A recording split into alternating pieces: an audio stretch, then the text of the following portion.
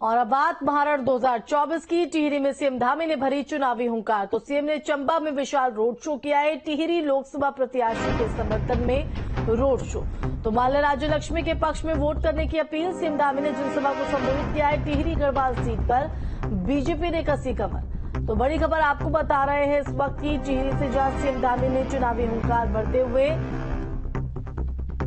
विशाल road show किया। उस दौरान की तस्वीर आप टीवी स्क्रीन पर देख रहे हैं, किस तरह से यहां पर जन सैलाब उमड़ते हुए। तो टिहरी लोकसभा प्रत्याशी के समर्थन में रोड शो मुख्यमंत्री की तरफ से, और साथ ही 400 पार लक्ष्य के तहत वोट करने की अपील। तो आपको बता दें कि टिहरी से माला राज्य लक्ष्मी को मैदान में उतारा गया है और उनके पक्ष में वोट करने की अपील इस रोड शो के जरिए। तो सीएम धामी ने जनसभा को संबोधित किया। टिहरी गढ़वाल सीट पर बीजेपी ने कमर कसी है। उसकी दो तस्वीरें आपके टीवी स्क्रीन पर हम दिखा रहे हैं।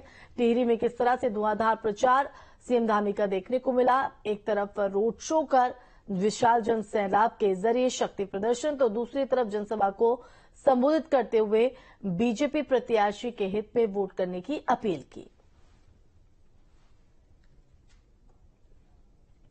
आप किसी से पूछेंगे कि टिहरी लोकसभा में कौन जीतने वाला है, तो सब कहेंगे भाजपा जीतने वाली है, माला लक्ष्मी साथ जीतने वाली है।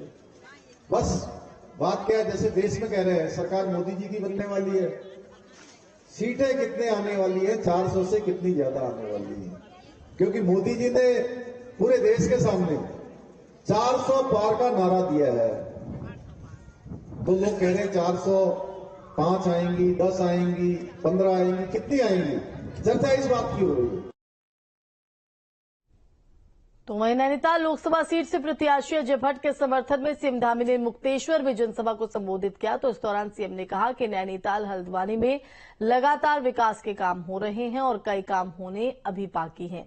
तो सीएम ने कहा कि प्रधानमंत्री नरेंद्र मोदी के नेतृत्व में देश में हुए विकास कार्यों के बदौलत इस बार बीजेपी 400 पार सीट जीतने जा रही है।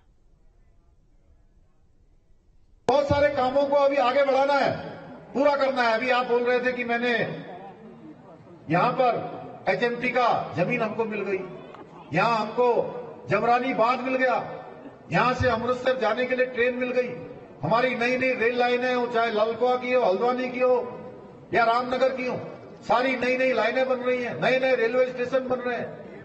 एम्स हमारा यहीं इसी लोकसभा क्षेत्र में एम्स बनने जा रहा है भाइयों बहनों। हल्द्वानी हम सबका केंद्र है, यहाँ का पूरे कुमाऊं की एक तरह से राजधानी है हल्द्वानी। और हल्द्वानी में उस शहर को स्मार्ट शहर बनाने के लिए, नया शहर बनाने के लिए अभी केंद्र सरकार की तरफ से हमको 2200 करोड़ रुपए की धनराशि मिली है। तो वहीं सीएम धामी ने कांग्रेस के घोषणा पत्र पर निशाना साधा। सीएम ने कहा कि कांग्रेस के घोषणा पत्र में मुस्लिम लीग की झलक दिखती है और कांग्रेस के तुष्टीकरण की सोच उसके घोषणा पत्र में दिखाई देती है। वहीं सीएम धामी ने प्रदेश की 5 सीटें जीतने का दावा भी किया। देखिए, कांग्रेस ने जो मुस्लिम पर्सनल लॉ को लागू करने की जो बात की है, वो निश्चित रूप से इनकी जो सोच है, तुष्टीकरण की जो सोच है, देश आजादी के बाद जो तुष्टीकरण देश में कांग्रेस ने लगातार किया है, वोटों के लिए राजनीति की है। और कांग्रेस के घोषणा पत्र में जो घोषणा पत्र आया है, उसमें मुस्लिम लीग की पूरी जो विचारधारा है उसकी छाप दिख रही है। मोदी जी के नेतृत्व में आज देश सबके सशक्तिकरण की बात कर रहा है, समान नागरिक संहिता की बात कर रहा है, महिलाओं की सुरक्षा की बात कर रहा है। ये लोग आज भी वही पुरानी सोच, वही तुष्टीकरण और केवल वोट बैंक के लिए इस प्रकार की बातें कर रहे हैं। देश की जनता अब आगे बढ़ चुकी है। उत्तराखंड के अंदर बहुत उत्साह का वातावरण है। उत्तराखंड की 5 लोकसभा की सीटें भारी बहुमत से भारतीय जनता पार्टी जीतेगी। मोदी जी को देश का प्रधानमंत्री बनाने के लिए उत्तराखंड का हर एक व्यक्ति, हर एक जन, हर एक माता बहन, बड़े बुजुर्ग, नौजवान सब तैयार हैं।